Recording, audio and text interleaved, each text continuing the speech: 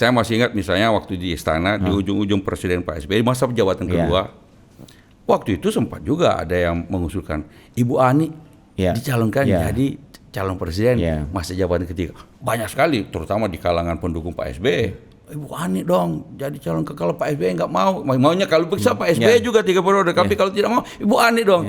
Pak SBY tegas mengatakan tidak. Kalau kita lihat Pak SBY itu kan karakter yang sangat comply, korek. Pokoknya kalau ada aturan ya itulah gitu ya. Sedangkan Pak SBY ini kan kalau Pak Prabowo ini out of the box, maverick ya. Caranya gimana? Apa pendanaannya atau pendanaannya? Berapa yang layak menurut Anda? Nah, itu yang susahnya.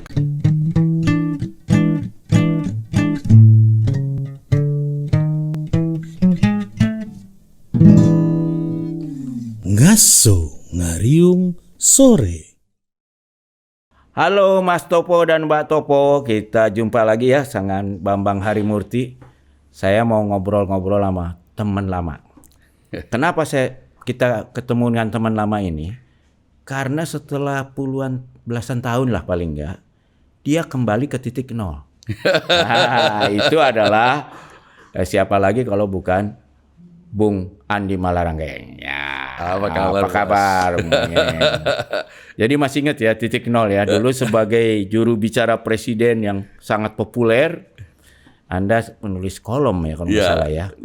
Dari kali kilometer 0,0. Ya, karena menceritakan bagaimana berita atau informasi dari pusat kekuasaan. Ya kan? Nah, itu kegemarannya Mas Topo dan Mbak Topo ini ya. Namanya juga Total Politik. Tapi kalau saya sebenarnya ingatan saya pertama tentang Mas BHM ini ketika saya mahasiswa calon astronot. yang gagal terbang ya. Mas Topo ini belum pernah barangkali banyak karena barangkali masih muda-muda bahwa BHM ini adalah calon astronot waktu itu. Luar biasa. Tapi jangan salah loh, Mas Topo Mbak Topo ini ada yang oversecond juga. Kalau itu jadi masih kena. Iya, jadi saya pengen tahu nih reaksi Anda kan doktor ilmu politik, bayangin ya. Bahkan zaman saya jadi reporter kita sebut ini geng mafia Northern Illinois. Buat Mas Topo dan Bapak Topo yang belum tahu, dulu ada grup nih anak-anak muda waktu itu ya, waktu itu masih anak muda, kumis masih lulusan hitam. Northern Illinois yang kalau sekarang kita menikmati undang-undang otonomi daerah atau mendapat masalah dengan undang-undang otonomi daerah, kita tahu siapa yang pendosanya itu ya. Jadi Bung Andi Malarangeng termasuk juga undang-undang politik yang baru. Ya, dan undang-undang politik yang baru. Jadi dua ya produknya ya. Jadi produknya dua. Satu adalah otonomi daerah dan satu lagi adalah undang-undang parpol, undang-undang pemilu ya, termasuk bagaimana sistemnya berubah dari menjadi proporsional terbuka dan bagaimana pembagian kursi itu dan sebagainya, undang-undang partai. Dan sekarang itu sudah berapa tahun setelah undang-undang itu ya? Tahun 99. 99 ya. Berarti 25 tahun lalu. Iya. Jadi Anda sekarang mengevaluasi setelah 25 tahun nih, udah lebih dari satu generasi. Itu undang-undang lebih banyak manfaatnya atau mudaratnya nih? Wah, tentu saja manfaatnya lebih banyak, luar biasa. Artinya tatanan politik kita sekarang berdasarkan undang-undang itu.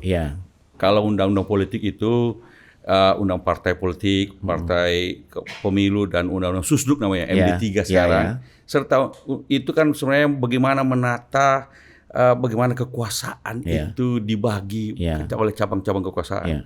Sementara kalau undang-undang otonomi daerah dia membagi kekuasaan berdasarkan lapisan-lapisan kekuasaan. Jadi horizontal dan vertikal. Harapannya adalah tidak bisa ada lagi satu cabang kekuasaan atau satu orang menguasai kekuasaan di negeri ini secara monolitik, secara hegemonik. Seperti Pak Harto dulu gitu ya. Alhamdulillah sekarang ini boleh dikata berjalan, walaupun kita ada yang kita tidak puas.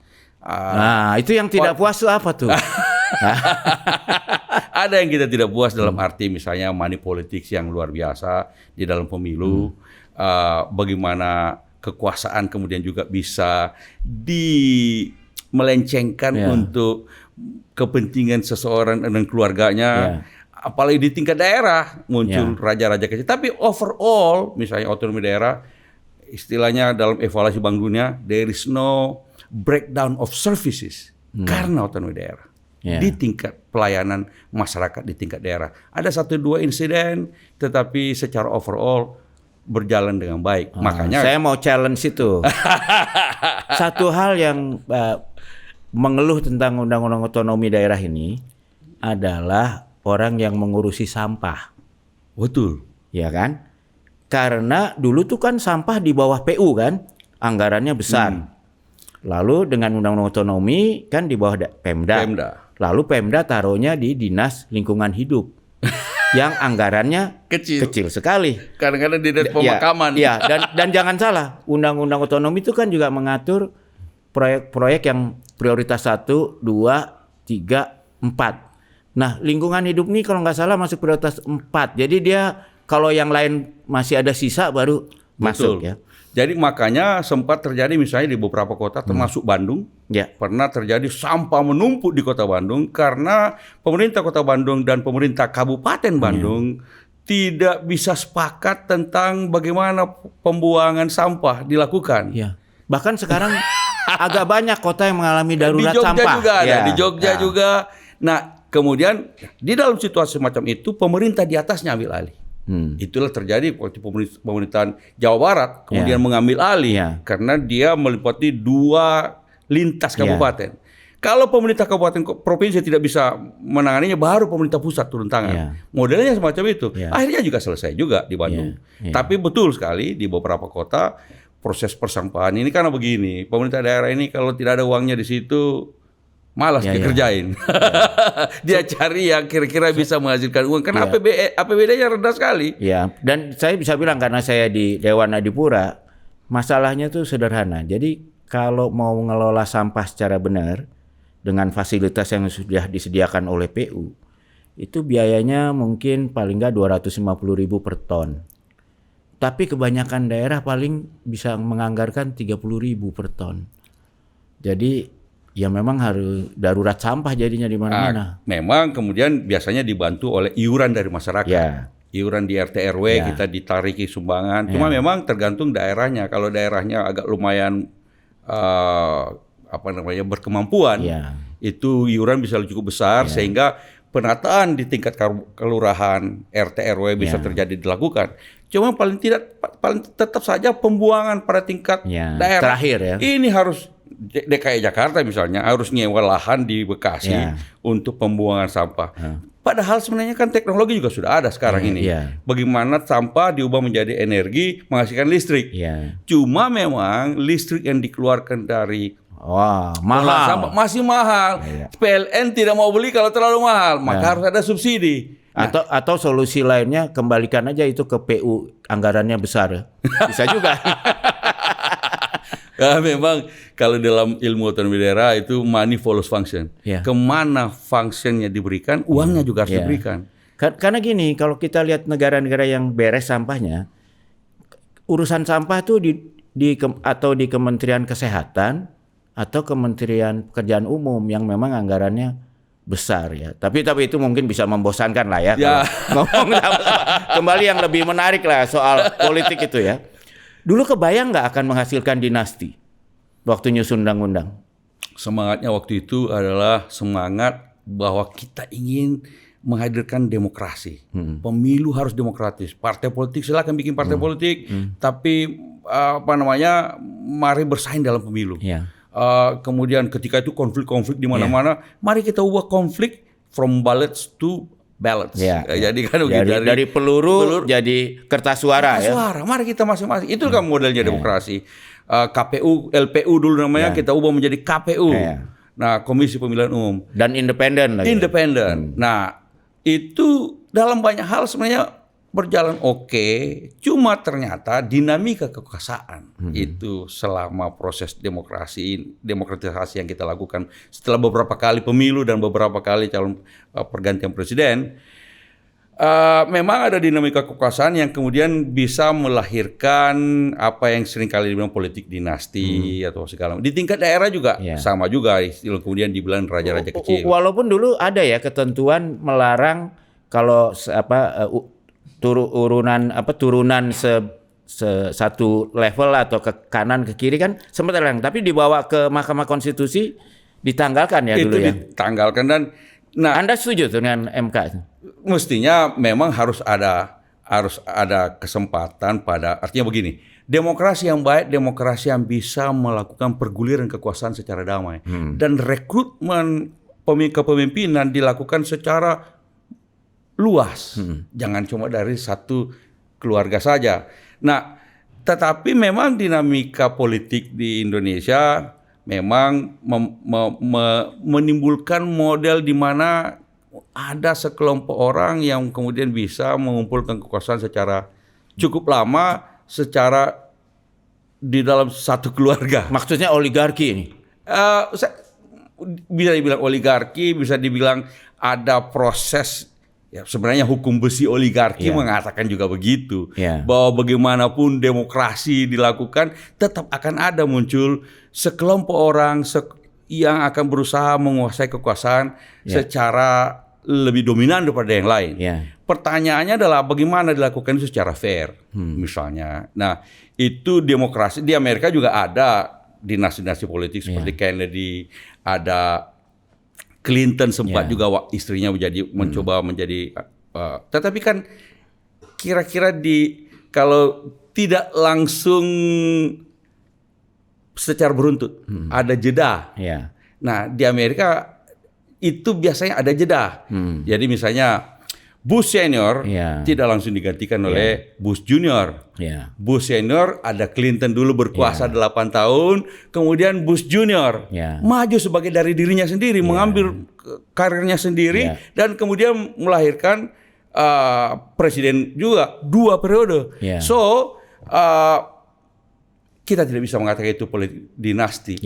Atau Hillary Clinton maju setelah Obama dulu kan? Setelah Obama dulu, baru kemudian Hillary. Itu ada jeda.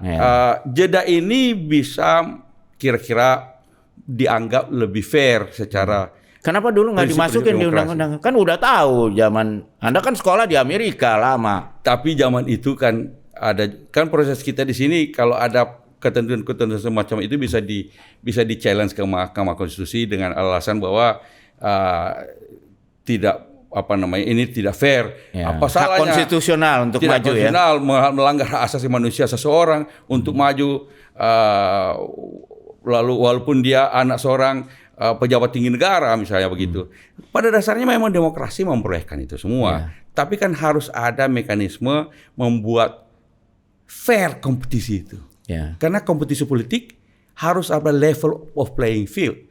Anak presiden boleh jadi calon lagi misalnya, calon presiden juga boleh. Jadi kayak Agus Harimurti boleh dong, nggak udah ada jeda ya? Tapi kalau mau jadi presiden, sebaiknya ada jeda untuk menghasilkan sebuah proses level of playing field. Nah, ini yang sebenarnya mekanisme-mekanisme ini yang kita perlukan lebih jelas di dalam apakah dalam konstitusi kita, tapi lebih baik dalam konstitusi. Kalau dalam bentuk undang-undang terlalu bisa diubah-ubah. Nah, kalau kita balik ya ke 25 tahun lalu dengan Indonesia sangat promising lah ya setelah reformasi ya. Lalu kalau kita lihat berbagai ukuran demokrasi kita, korupsi dan sebagainya kan terjadi peningkatan. Bahkan kalau nggak salah kalau kita lihat Freedom Institute, Indonesia pernah loh jadi negara free. Itu betul. Zaman Anda di titik nol ya, 2016 kalau nggak salah ya. Betul.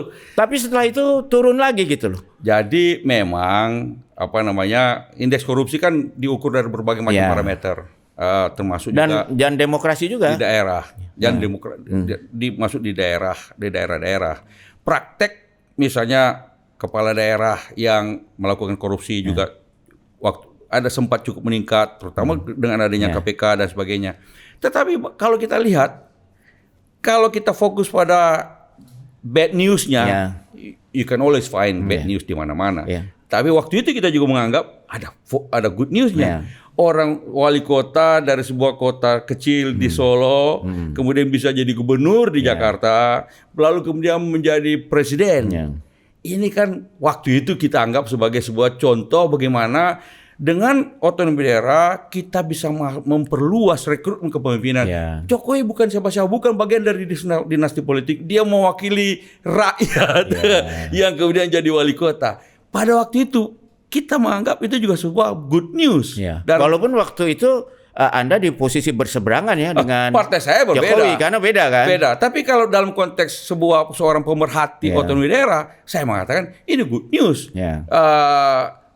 Bahwa kemudian kita ada yang tidak puas dengan kepemimpinan Pak Jokowi setelah jadi presiden 2 periode, ya ada kecenderungan ingin menjadi 3 periode dan sebagainya.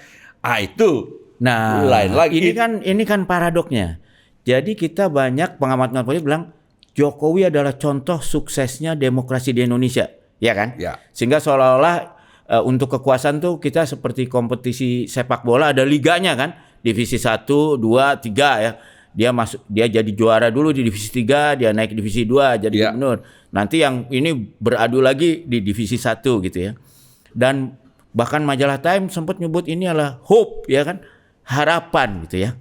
Betul. Tapi lalu setelah beliau menjadi presiden, malah semua indikator demokrasi, korupsi memburuk. Itu apa yang salah? Kok tidak nyambung nih antara produk demokrasi kita dengan hasilnya? Pak Jokowi termasuk juga Pak SBY. Contoh klasik dari the Indonesian Dream. Seorang kalau Pak Jokowi dari seorang wali kota kecil, bukan ibu kota. Kalau Semarang ibu kota provinsi, Solo bukan ibu kota provinsi. Lalu bisa jadi gubernur, jadi presiden. Pak SBY anak Pacitan. Anak letnan ya. Anak letnan, anak Pacitan, kota terpencil di Indonesia, masuk tentara, lalu berhasil jadi tentara, jadi menteri, jadi presiden. Ini juga kita memperluas rekrutmen politik kepemimpinan di Indonesia. Dan berhasil. Jadi presiden bukan karena didukung militernya, tapi karena bikin partai sendiri. Betul, bikin partai sendiri, bukan mau ngambil partai orang lain. Kalau Ibu Mega memang anak presiden, gitu. Tapi ini 2 orang ini, Pak Jokowi sama Pak SBY, ini betul-betul anak orang kecil. Nah, tetapi dalam proses kekuasaan, berjalannya kekuasaan, saya rasa konstitusi kita maupun juga undang-undang kita masih kurang memberikan rambu-rambu bagaimana kekuasaan itu dijalankan. Itu kira-kira, sehingga rambu-rambu apa misalnya? Tentang misalnya ini kan misalnya rambu-rambu tentang 2 periode. Masih sempat ada perdebatan tentang kenapa tidak bisa 3 periode kan segala macam. Padahal jelas-jelas ada di konstitusi. Kalau mengatakan, kalau sempat Pak Jokowi mengatakan begitu. Kalau orang bicara presiden 2 periode, terus ada yang bilang lagi juga presiden boleh 3 periode. Kenapa salah? Jadi harusnya kira-kira kalau pejabat publik yang disumpah taat pada konstitusi mengatakan ingin mengubah konstitusi, sebenarnya dia harusnya udah mundur dulu ya. Karena konstitusi mengatakan 2 periode. Konstitusi tidak ada yang mengatakan 3 periode. Jadi ketika seorang disumpah menjadi presiden, dia taat pada 2 periode itu, bukan entertain orang-orang yang mau mendukungnya 3 periode. Kemudian lagi juga, dan dia harus menentang langsung kan? Harus menentang. Karena kalau tidak dia bisa kena pasal perbuatan tercela dong. Saya masih ingat misalnya waktu di istana, di ujung-ujung presiden Pak SBY masa jabatan kedua, waktu itu sempat juga ada yang mengusulkan Ibu Ani dicalonkan jadi calon presiden masa jabatan ketiga. Kita waktu itu pemenang pemilu, untuk mencalonkan menangnya sendiri telak bisa. Lagi ya? Iya, mencalonkan sendiri juga bisa. Jadi waktu itu banyak sekali, terutama di kalangan pendukung Pak SBY. Ibu Ani dong jadi calon. Kalau Pak SBY nggak mau, maunya kalau bisa Pak SBY juga 3 periode. Tapi kalau tidak mau, Ibu Ani dong. Pak SBY tegas mengatakan tidak waktu itu. Dan Ibu Ani juga bilang tidak. Aku mau istirahat, sudah cukup 10 tahun. Nah, dan 10 tahun kita lebih lama dari Amerika loh. Jadi ini kalau Amerika cuma 8 tahun loh, 2 kali 4 tahun. Kita 2 kali 5 tahun. Mungkin karena salah satunya kan Pak SBY sebagai tentara pernah belajar di Amerika, dia tahulah sejarah George Washington kan, penggemar Cincinnati. Beliau kan waktu itu belum ada batas jabatan, tapi dia yang minta mundur karena ya nggak bagus lah buat demokrasi kalau terus menerus. Dan kemudian juga beliau walaupun dia tentara, dia kemudian memulai dan melanjutkan sewaktu jadi presiden reformasi TNI, yaitu termasuk dari bisnis TNI. Itu diselesaikan zaman masa Pak SBY. So memang tergantung. Kalau kita bisa saja bergantung pada kebaikan hati seorang presiden mengikuti sumpah jabatannya dan rambu-rambu konstitusi, tapi perlu kita bikin rambu itu menjadi lebih jelas sehingga tidak ada satupun presiden bisa dengan seenaknya menggunakan kekuasaannya ketika jadi presiden. Bagaimana cara buatnya itu? Dibikin undang-undang atau memang kalau paling pakem kalau di perubahan konstitusi, tapi itu tidak gampang dan rumit, paling tidak undang-undangnya.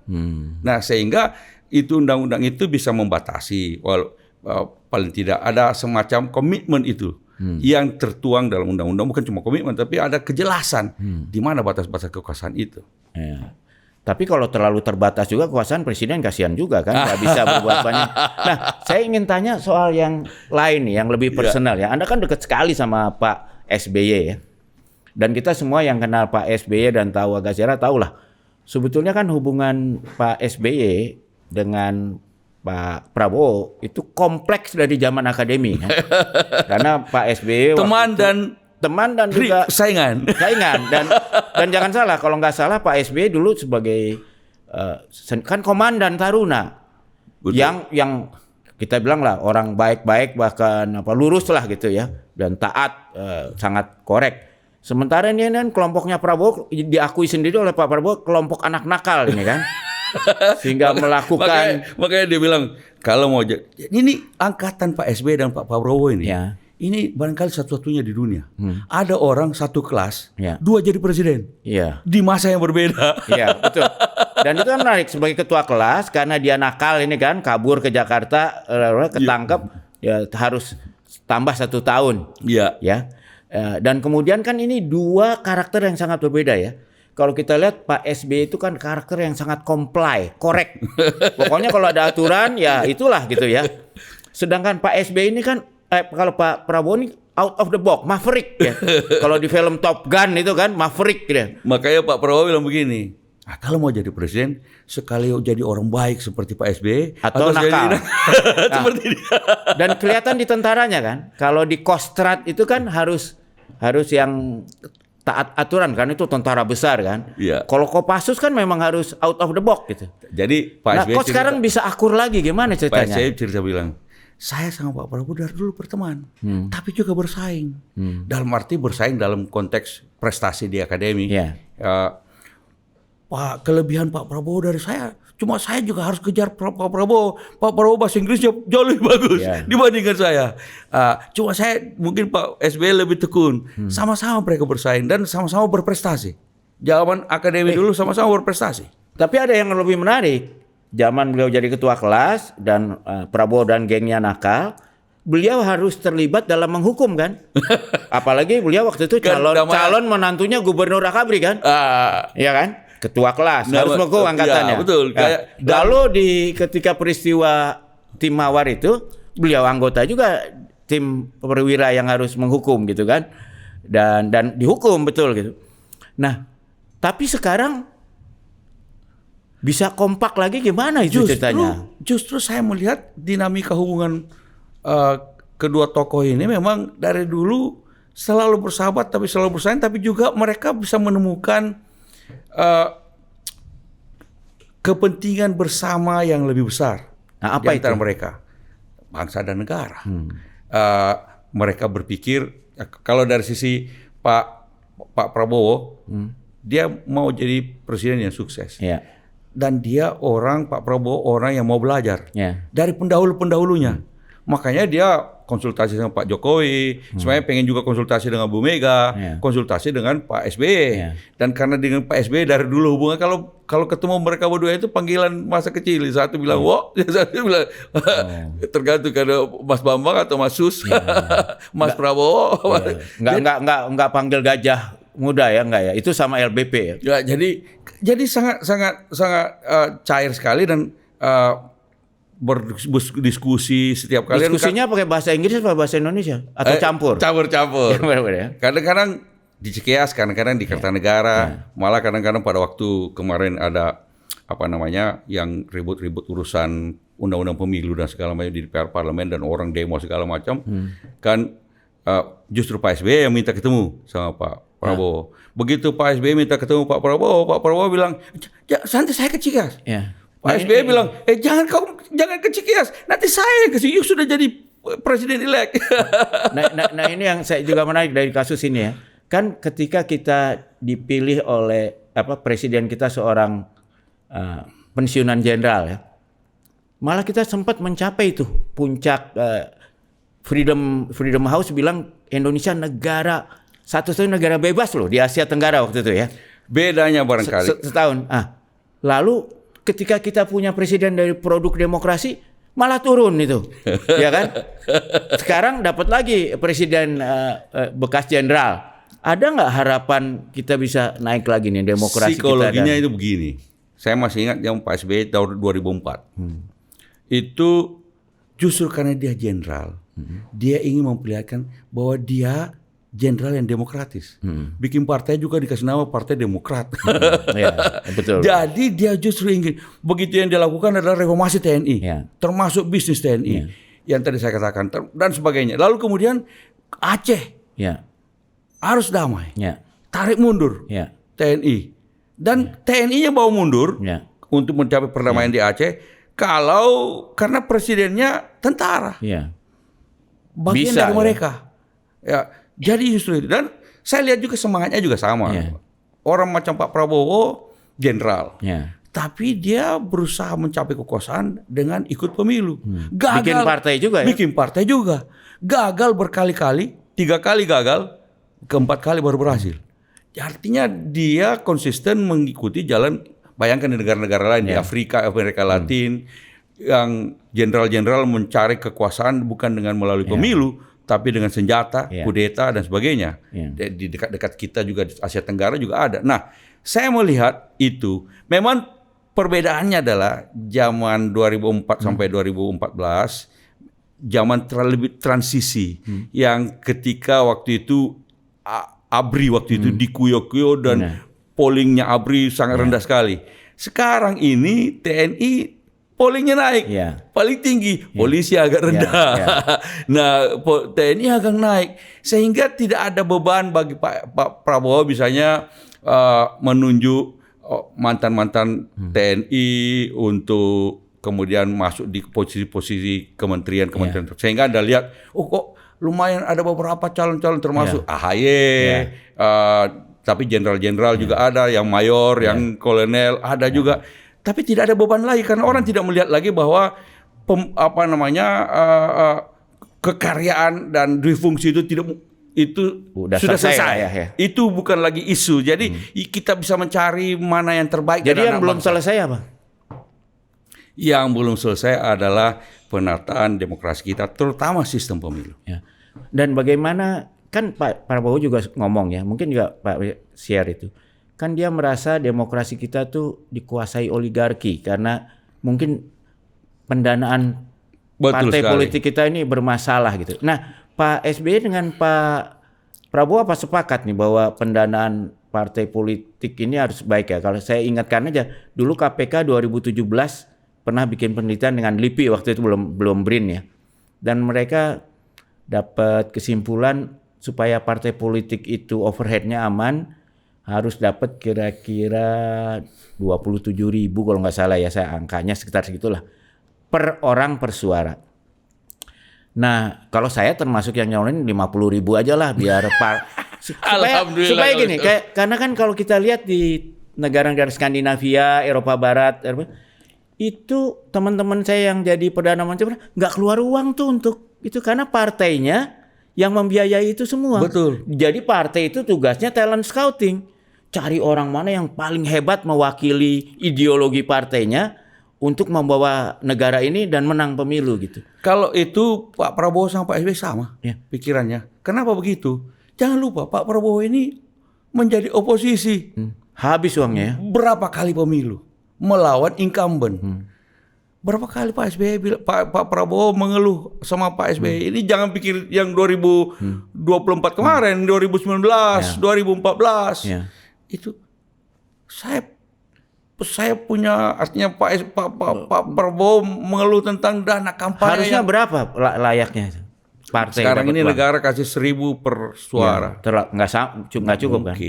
Akhirnya jadi korban oligarki ya. Semua partai-partai berusaha mencari sumbangan dana sesuai dengan aturan undang-undang. Tapi yang paling banyak, dari mana? Ya dari pengusaha-pengusaha besar. Dan pasti pengusaha hitam itu kan yang paling gampang nyari duit. Jangan sampai pengusaha hitam, tapi pengusaha-pengusaha yang legitimate. Karena begini nih, bedanya ya di Amerika. Saya masih ingat waktu saya di Amerika, Obama itu mengumpulkan sumbangan dana rata-rata $27 per sumbangan. Per orang. Rata-rata. Tapi berapa juta orang? Tapi berjuta orang. Waktu itu Serikat Buruh masih dukung Partai Demokrat. Jutaan orang. Yang di total tidak kalah jumlah totalnya dengan sumbangan dana dari Partai Republik. Walaupun Partai Republik penyumbangnya lebih sedikit. Tapi persatuannya besar-besar. Karena dia datang dari pengusaha-pengusaha. Di Indonesia, coba lihat sumbangan partai semuanya pasti datang dari pengusaha-pengusaha. Yang dari orang kecil hampir tidak ada. Karena mekanisme bagaimana menyalurkan sumbangan yang kecil-kecil itu tidak ada. Di Amerika ada namanya matching fund. Matching fund yaitu kalau you dapat sumbangan dari seorang warga negara sejumlah kurang dari $100, negara memberikan matching fund sejumlah yang sama. Oke, itu paham ya. Sekarang karena waktunya mau habis ini, saya pengen Anda kalau kasih satu nasihat sebagai doktor ilmu politik yang terlibat punya dosa bikin undang-undang otonomi dan undang-undang politik ya. Kalau ada satu hal yang harus dilakukan Presiden Prabowo ini untuk memperbaiki politik kita supaya kita benar-benar menuju jalan negara demokrasi yang kita cita-citakan bersama. Apa itu yang harus dilakukan? Perbaiki partai politik. Caranya gimana? Apa pendanaannya atau pendanaannya? Berapa yang layak menurut Anda? Nah, itu yang susahnya karena kemampuan negara juga. Oh, tapi kan sekarang saya hitung kalau 50.000 paling 10 triliun setahun. Nggak usah naik sampai 50.000, kasih 10.000 aja. Jadi Rp10.000 per tahun per suara. Partai-partai itu udah nggak bisa bilang ke konglomerat. Gua nggak perlu lu gitu ya. Minimal lagi seluruh dana saksi ditanggung oleh negara. Oh, jadi saksi itu tapi bukan per partai. 80.000 lebih TPS.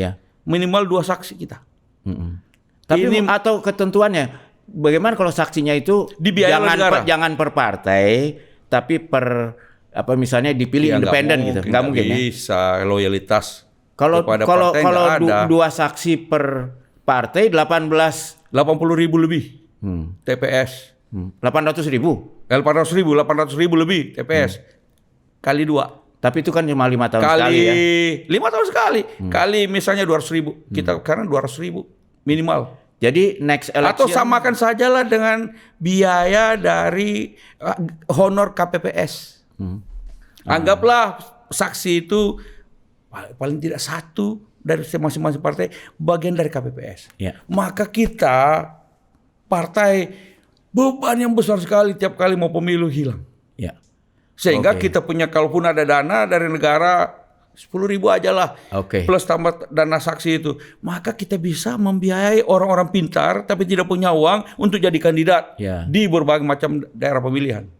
Jadi betul-betul orang yang mewakili rakyat, bukan mewakili konglomerat atau teman konglomerat. Kalau tidak, maka kita sekarang mau cari kandidat, ya kita cari orang yang punya logistik. Kalau dia tidak punya logistik, nggak apa gunanya kecuali dia terkenal sekali. Makanya ada juga partai dia cari bintang-bintang film, artis-artis, karena dia sudah terkenal, sehingga tidak perlu terlalu banyak kasih keluar uang. Oke, saya kira itu waktunya udah mau habis. Terima kasih nih kita mau di acaranya Mas Topo dan Mbak Topo ini ya. Dan boleh nggak saya simpulkan bahwa kalau Pak Prabowo atau timnya dengar ini ya, ini ada usulan menarik dari seorang yang terlibat dari awal reformasi, terlibat sangat dalam undang-undang otonomi dan undang partai politik. perbaiki partai politik kita supaya kualitas kita semua politik kita menjadi baik, dan caranya bisa sederhana.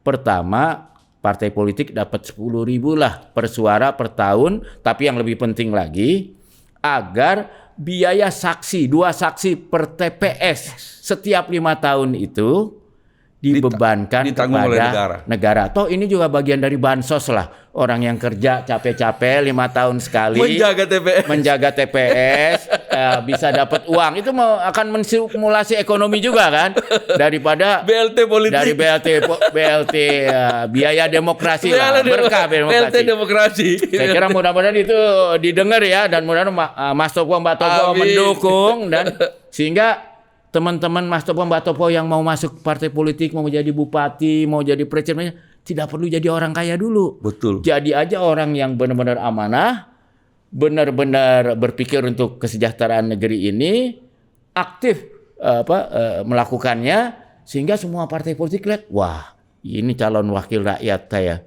Jadi betul. Anda bisa orang biasa-biasa aja, tapi memang partai yang membiayai. Memang amanah.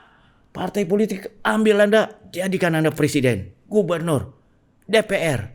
Cocok. Ya, dan politik kita pasti jauh lebih baik. Terima kasih, kita tos dulu kalau gitu.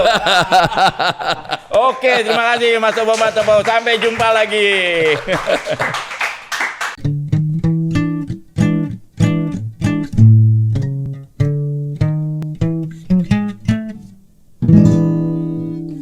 Ngaso ngariung sore.